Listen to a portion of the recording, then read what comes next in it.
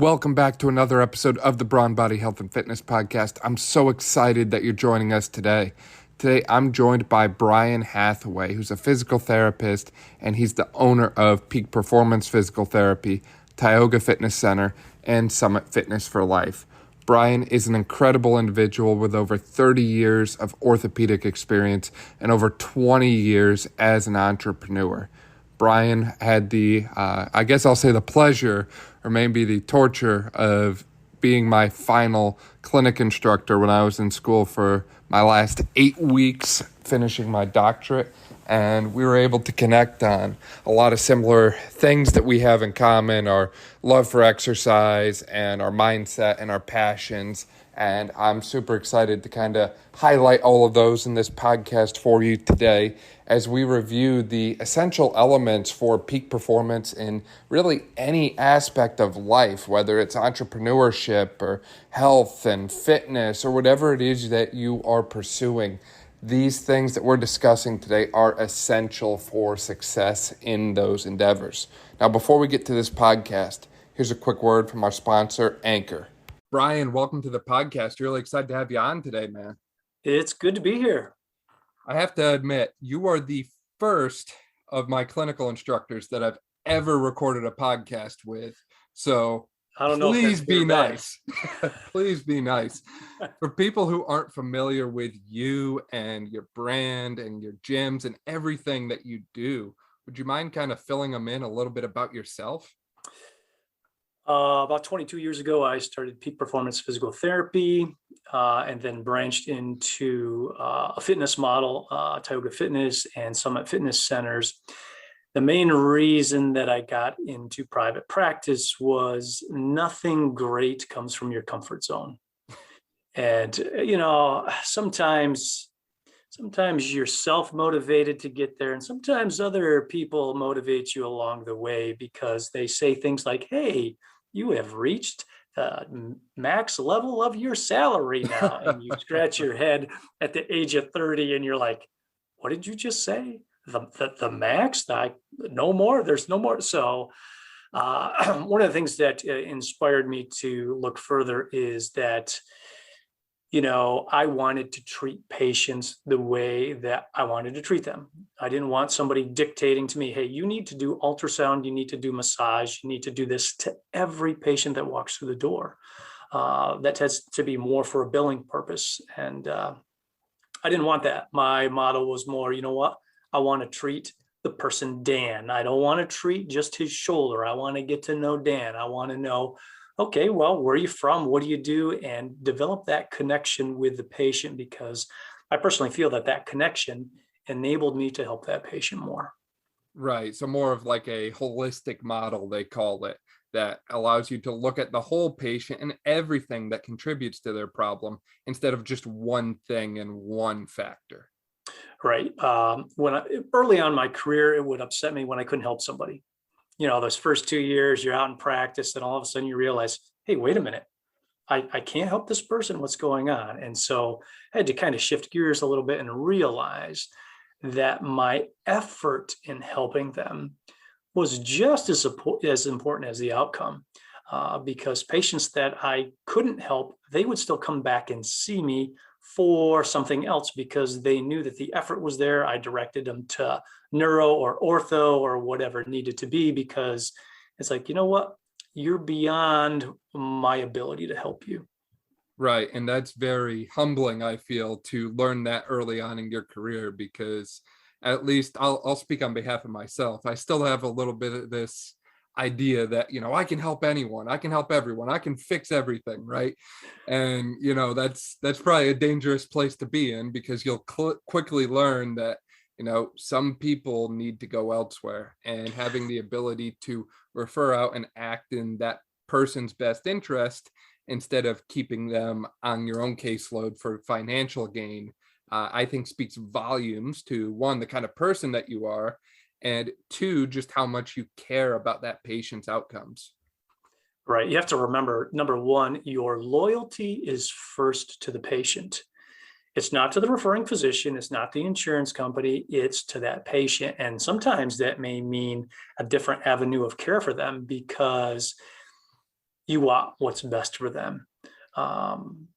And then we take that and we take a look at fitness and we say, well, what a great blend, fitness and physical therapy. I think that you and I have talked about this before, that too many times the physical therapists with therapeutic exercise, they do not understand the load principle and the progression of load. Sometimes they're too tentative. They're just doing range of motion. They're not necessarily doing things that will progress the patient, will educate the patient. It's like, oh, well, you got to do IR and ER and you got to do this. Okay, well, when's the progression? When do we increase the weights? When do we increase the reps? When do we increase the difficulty and go to a closed chain as opposed to an open chain with the shoulder? So it's a great blend having PT with fitness because it's the best of both worlds. It really is. I enjoy personal training. The physical abuse that you can give to your clients and the mental abuse, I tell them that's, no extra charge. But, we need to look at physical therapy in that realm too, because we have to understand that physiologically speaking, things change with exercise. I don't know what changes with heat. I don't know what changes with electrical stim. I don't know what changes with ultrasound. I can tell you what, physiologically, there's change with exercise. Definitely. And I think that's the first element to what we'll call peak performance, named after your clinic here. So in order to achieve peak physical performance or peak performance in whatever avenue of life that you want to talk about, you have to have an underlying level of physical fitness. I don't care if you're an athlete. I don't care if you're a construction worker. I don't care if you're a 70-year-old who's just trying to go through daily life. You have to have an element of physical strength, endurance, and physical fitness in general. And if you don't have that, life is going to be a lot more difficult, right? So first example that comes to mind for me is I came up in an athletic background where I was playing soccer year round for like 5 or 6 years straight. And I just think back to the Saturdays where I would play 3 or 4 soccer games and I would go skiing for 4 or 5 hours because I love to ski in the winter. But if I didn't have any element of physical fitness or endurance, I wasn't going to be playing 4 or 5 full soccer games and then skiing for 3 or 4 hours, right? I'd be tapping out and I would have to give up the things that I enjoy the most in life because I'm not capable of doing it.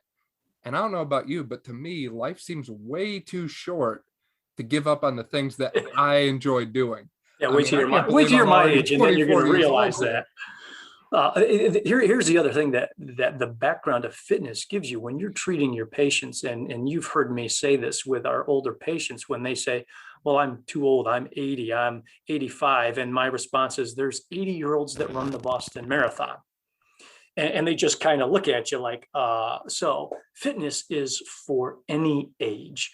And, we have to remember we need to teach our clients, our patients, hey, this is how we stay fit even when we are injured. Here are the modifications that we do. We don't sit down. We don't stop moving. There's too many negative effects when we say, oh, well, my ankle hurts and I can't do these activities. No. Let's not look for excuses. Let's look for alternatives and let's move forward. Too many times we're like, let's look for solutions. Don't give me an excuse. What's the solution? Exactly. And recognizing too that exercise and being physically active is the solution, one, and two, that's going to help you as you age, right? You yourself have mentioned to me before that you are in your 50s, believe it or not, and you're out here doing sets of 30 pull-ups. Now, I know a lot of people in their 20s who can't do 30 consecutive pull-ups, let alone 30 consecutive pull-ups with a full thickness rotator cuff tear. But you can. And if, people can't relate to your specific example, I invite them to look at pictures of the Top Gun cast. Top Gun Maverick just came out. Look at the pictures from the original movie cast. And then look at the pictures of the cast now. Because take a look at people like Kelly McGillis. Now, I mean nothing against Kelly McGillis, but there is a difference between how she looked in the first movie and how she looks now, compared to Tom Cruise, who is a very strong proponent of exercise and fitness and has been for decades.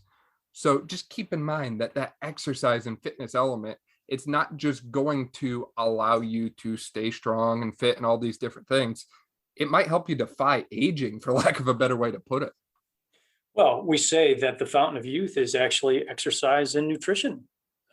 People are searching for, well, give me the quick fix. What's what pill's going to do this? What shake is going to do that? Look at nutrition and fitness is the secret to aging in regards to keeping your function and those things that you want to do. So we have talked about before, that the enemy of great is good. Too many times people settle for, I'm good enough, and they don't understand that great's a lot better. Yeah, exactly. And that is out of your comfort zone. If you are exercising in your comfort zone, you're not exercising. If it doesn't challenge you, don't ever expect to be changed by it, right? A lot of people go at exercise or fitness and they'll do what's comfortable. And I invite them all to just do what's comfortable for a month and see how many results you get. See how much your rep maxes increase, how much your reps to failure increase.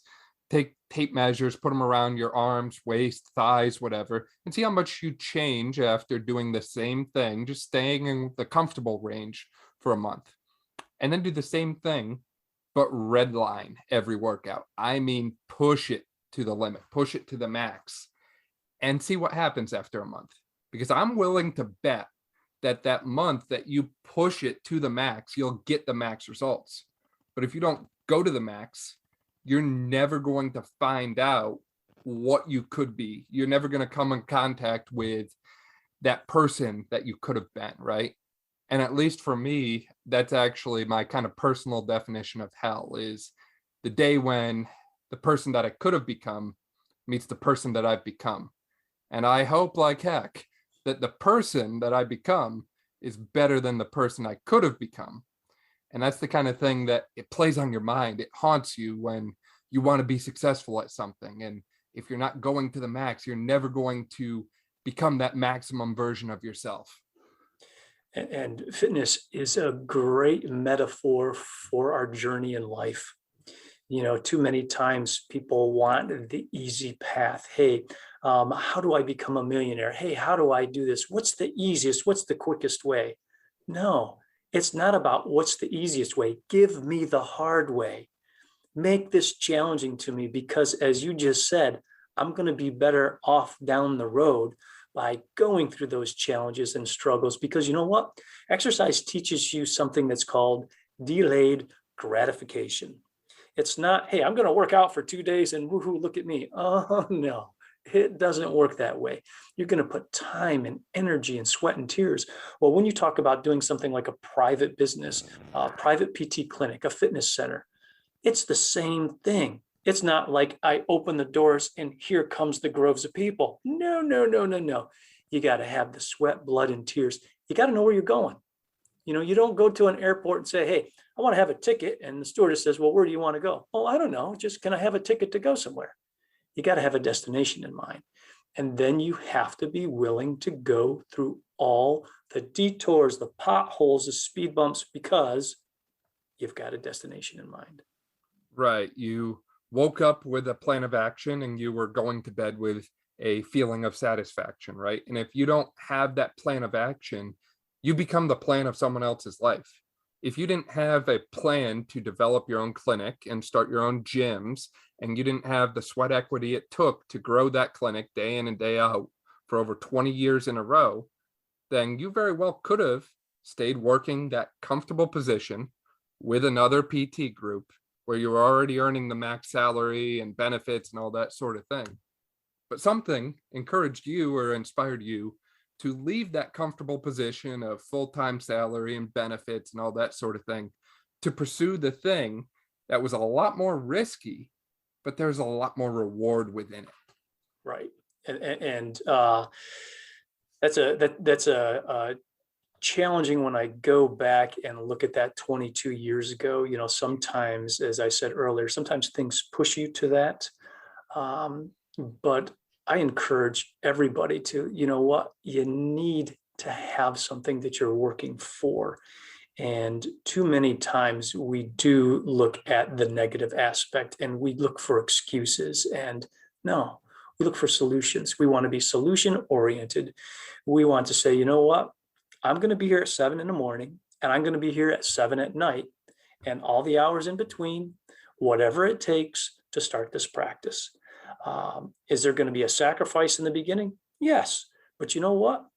It is so minimal compared to the reward that you get later on. And now that's it, the delayed gratification, which we just talked about. And that's critical for people who are looking at doing their own business, or going out on their own. I don't care if it's a fitness center, PT clinic, whatever. If it was easy, everybody would do it. It's okay that it's okay that it's not easy. Okay. And the great thing is, you don't have to do it all on your own. There are people who have taken that journey, learn from their experience. Don't do the things that didn't work. Find out from them, this is what worked, and duplicate it. I'll say if you stay in that comfort zone area, it's kind of a danger zone, right? You lose the potential of what you could be. You start going with kind of like the status quo, for lack of a better way to put it.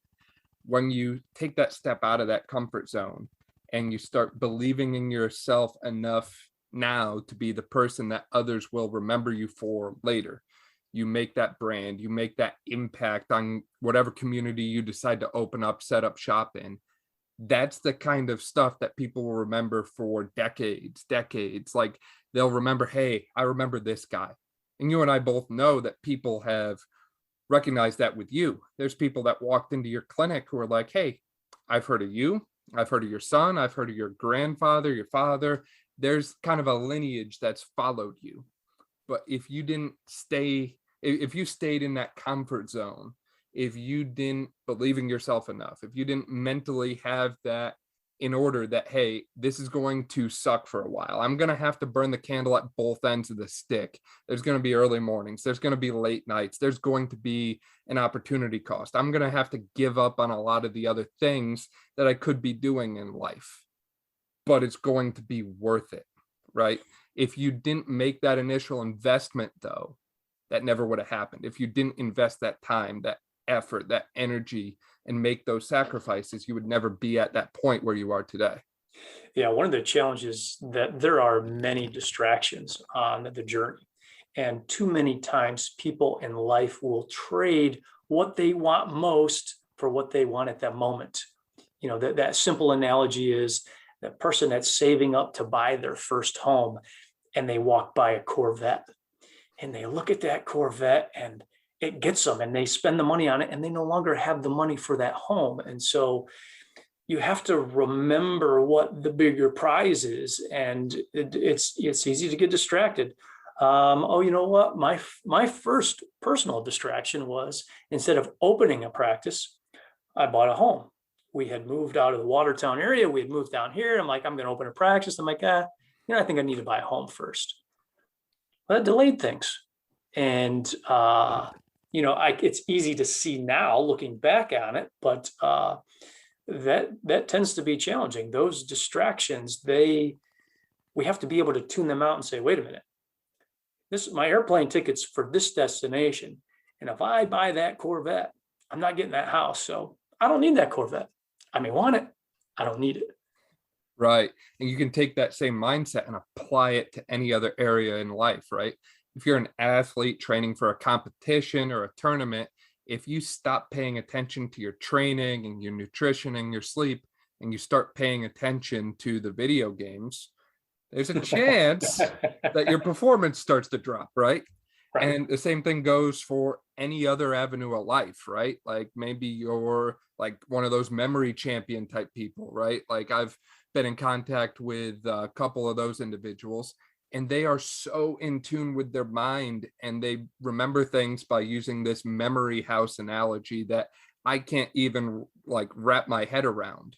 But if they start to lose their focus and start to lose themselves internally, then that whole thing comes crumbling down. And I love that they call it a memory house, because the house analogy holds true. You need that firm foundation of focus and intention to keep yourself moving in the right direction. Right. One of the keys to success in anything, I don't care if it's exercise or business, is discipline. Now, people have asked me, what does discipline mean? And so this is the definition I like to give for discipline. Discipline is the art of remembering what you want. Okay. So for instance, if somebody wants to go on a diet, or let's call it a nutrition plan, because it's a more positive word.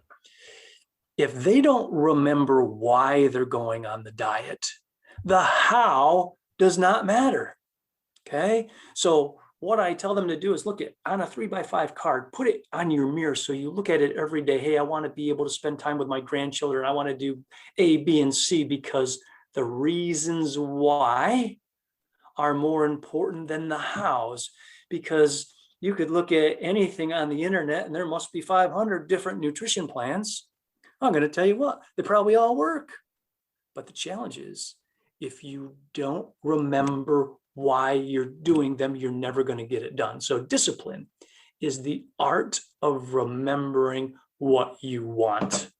And discipline, therefore, will create freedom, to take a line from Jocko, right? Discipline equals freedom. If you stay disciplined and do those things day in and day out, if you get up and you exercise and you eat right and you take care of yourself, then you will have the freedom to do what you want physically. You will have the freedom to go about your day and your life feeling more energetic, feeling more confident, and all the other benefits that come with living a healthy lifestyle. Right. My younger athletes, I tell them this. I said, look, discipline yourself so I don't have to. I thought you only treated from the neck down. I didn't realize we were doing mental stuff now. Yeah, we got to give them that neck up stuff once in a while. What's your take on, I keep hearing all these people that say, Dan, I'm burning out. I'm burning out mentally, and I just can't take anymore. I can't keep doing this. What's your take on that? Well, it's a pretty broad spectrum. I think that you can experience burnout in any walk of life. Number one, you got to recognize it. Okay. And then the treatment for it is pretty challenging. I mean, you literally have to have an out of body experience. What I tell people is sit in the theater and watch your day go by. Watch what you're doing at breakfast. Watch what you're doing when you're interacting with your clients. Watch yourself to be able to understand a little bit more. Hey, here's why I'm burning this on both ends and I can't do this anymore. Okay. And, sometimes we forget that really our focus should be others. When you focus on others, there's just something about it. It just makes it easier for everything that you're doing. I mean, you've heard me tell people that people don't care how much you know until they know how much you care. And when you put others first, boy, it's got a funny way of just working out. But if you're at that point where you're like, man, things are going wrong, somehow, number one, you got to recognize it. Number two, you got to have a little bit of an out of body experience so you can see, what am I doing? There's that wonderful saying that insanity is continuing to do the same thing and expect different results. And so, if you keep doing the same thing, you got to see what that same thing is. Right.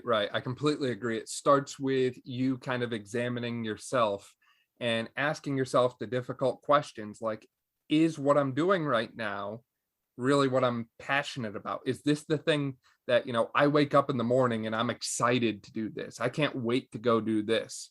Because if whatever you're doing is not igniting a fire within you that makes you excited to get up and go at it every single day, right? Then I would reconsider what you're doing, number one. I've talked with people in the past who have made career changes or changes in sport, and that change ends up being a very positive thing for them.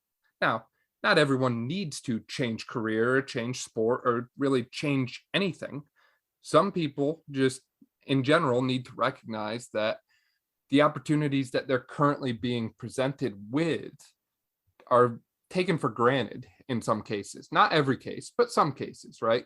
So to put it in perspective, say you're someone like me who was in PT school for 6 years. 6 years is a long time to be in school, right? Especially when you're in an accelerated program, things are moving quicker. You've got a lot of different classes and courses and, these clinicals, and some of them are great and some of them are kind of like, I'm not going to tell you which one yours was. Yeah, thanks. But day in and day out, that starts to wear on you and it starts to take its toll. And throughout my schooling experience for the past 6, even longer than that, into high school, 7, 8, 9 years now, there's this quote from Greg Plitt that I kept going back to. And I kept going back to it over and over and over again. And it says, if you guys are wondering if you are burning out mentally, then take a day off. But take that day off and go to your local hospital, visit the cancer wing, and look at a 4-year-old who won't see their teenage years and might not even see their next birthday. Go and see someone who's mentally or physically ill, or see a soldier who just came back from a war who's missing his legs, and stare that person down, look them right in the eyes. Tell them, as you stand there with 2 capable legs, that you're burned out from what you're doing every day, that you don't want to use your 2 capable legs anymore, that you don't have it in you. And see if that doesn't kill them right there, because other people do anything to have the opportunities that we take for granted day in and day out. And like I said, you have to be passionate about what you're doing. If you don't have that fire within you, then find something that ignites that fire within yourself. But if you have that passionate thing, don't lose that passion because the going got tough. Right. Well, you know what? We're going to go back to our exercise metaphor again. I told you how much I love exercise as a metaphor for life. I change my workout program every 4 to 6 weeks. And that's to prevent burnout. That's to prevent it being stale. That not only do the muscles need that, the mind needs that. This week, my buddy and I, we started a crazy workout. We started doing, for example, yesterday we did chin up 21 style. So 7 upper half, lower half, 7 full. Compound setted with curls or superset, depending on what word you want to say. But, if it was chin up 21s, then we're basically doing a compound set. We did 3 sets of those, 1 minute break in between those. I think my arms were about ready to fall off. But the challenge was, it was good. As much as it was a challenge because we haven't done it, it was good, but it was still exercise. And, we try to foster an environment in our clinic that when the patient gets up in the morning, that they have a passion to come to physical therapy, that they say, hey, man, I get to go to Peak today. I get to go see Bryan. I get to go see Dan today. That's the type of environment you want to create, because when you create that environment, you want to be there too. You weren't just doing that superset because you need to have the biggest biceps at Strawberry Fest this year, right? No, I did it mainly to annoy my buddy because I know he hates those.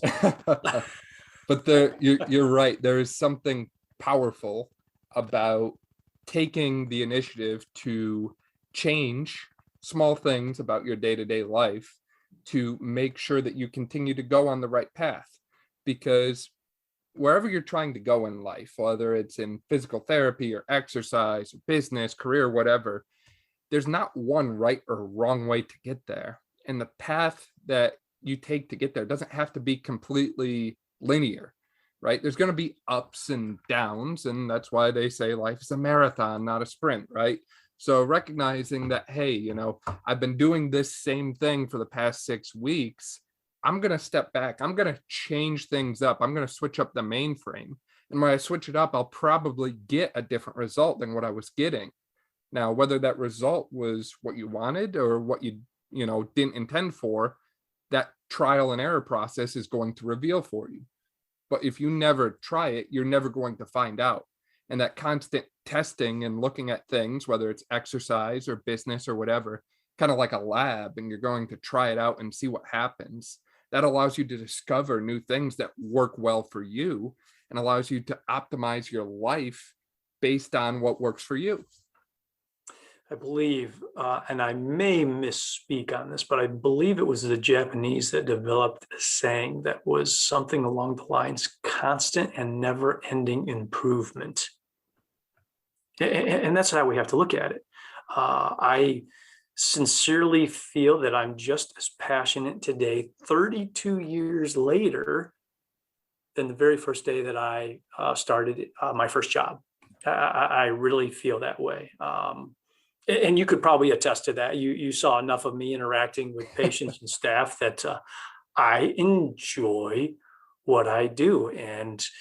But there's a purpose in it. And I love that saying, it's not about you and it's all about you. That just, that means so much to me. And the rewards of physical therapy and fitness is proportional to the size of the smile on your client's face. It really is. Right. And when you can go into the clinic at 5:45 in the morning and put a smile on someone's face, man, that says it all right there. For people who didn't quite get to see, that journey of where you started your clinic to where it is now and the kind of hours that you've put in, would you want to describe a little bit about what that kind of sacrifice and time commitment looked like? Because I know that you were up very early in the morning and you were getting up and getting after it, but not a whole lot of people like to get up early. Not a whole lot of people like to, put those long days into something that they're passionate, like even if they're passionate about something, not everyone wants to put in 10 or 12 hours a day to it, right? Everyone wants to take the more efficient path or the easier path, if there is an easier path to achieving your goals. That's interesting. There's two things that you can control. You can control your attitude and your effort. And first, I need to give kudos to my bride. She was on board 100%. She said, whatever you want to do. I'm like, I'm going to leave a steady paycheck and go out on a limb with a 6-month-old daughter, no patience or anything. And this is what we're going to do. And she goes, okay, I'm on board. And she's amazing. My attitude was no one was going to outwork me. One thing I can control, right? Just like on the basketball court, I tell my players, never, ever, ever be outworked. Somebody may have more skill than you, but you should never be outworked. And you control your attitude. So I knew if I controlled my attitude, if I was seeing patients at 6 a.m. and then still seeing them at 7 p.m., even if I had a 2 or 3 hour block during the day where there was no patients, I didn't call them and say, hey, do you think you could come in at 4 o'clock because, I'd like to go home? It doesn't work that way.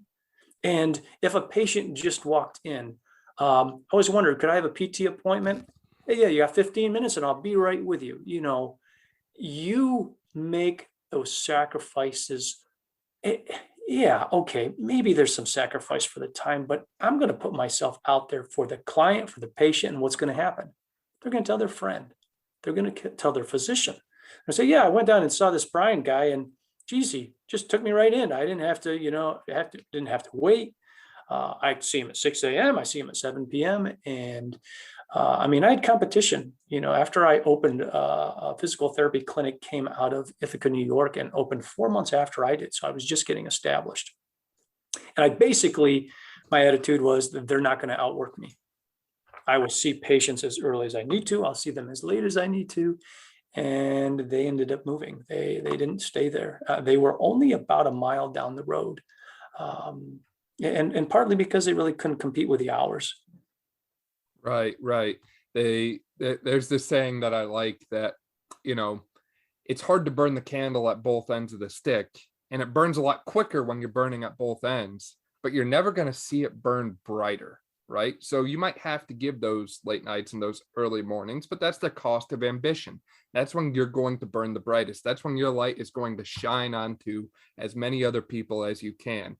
There's another quote I like from Plutarch, that wise men are able to make a fitting use even of their amenities. And I'm losing my ability to speak. That's okay. Jeez. Amenities. So basically, all the things that get thrown in your way, all the obstacles that come up. Maybe it is that 3-hour gap in the middle of your day, right? They're able to find a way to use that time as opposed to just saying, well, this is garbage time. This is wasted. I can't do anything. And it sounds like you were able to do that. You were able to use those times, even when things didn't go according to plan, to your benefit. And I can speak firsthand to that because I was at your clinic for 8 weeks. Right. There was times when things went according to plan and we had a busy day. It was smooth sailing all the way from start to finish. And there was times when things didn't go according to plan and, things came up and we adjusted based on those obstacles that kind of came in our path, I'll say. Right. One of the challenges too is there's a different mentality. And I'm not saying this to be negative. There's a different mentality being an employee versus a business owner. I'm never going to close that door on anybody. I'm not going to look at my schedule and say, oh, why did they put a person there? I'm going to say, hey, thank goodness they put a person there, right? Well, it's 5:00. It's time for me to leave. Brian, hey, they came in. I'll see them. Let's go. Now, there may be a rare instance where I couldn't do that because I had a prior obligation, but for the most part, I didn't ever have that mentality of 9 to 5 and I'm going to get there right at 9 and then I'm going to punch in and I'm punching out at 5:00. That was not the case. It was like, whatever it takes. And it's still that now. I mean, I think if I opened the doors at 5:30, that patients would come in at 5:30 a.m. in the morning if I was willing to be there. Now I do the draw line somewhere. 5:45 is early enough. Yeah, that makes me think of it's Latin. It comes from Stoic philosophy. And if you thought my pronunciation was bad later, just wait. I believe it goes amor fati, but again, I probably butchered that. But basically it means to love everything that happens. And I feel like that's a lesson people often forget. And again, I don't care what population or what background you have. If you're in the athletic world, it can be hard to accept, a game where you just lost, where you didn't get that outcome that you want, right? But you have to find a way to say, well, this is what happened, and this is how I'm going to use it for my benefit. This is how it's going to help me moving forward, instead of just saying, well, it happened, and then throw in the towel and, that's the end of it, right?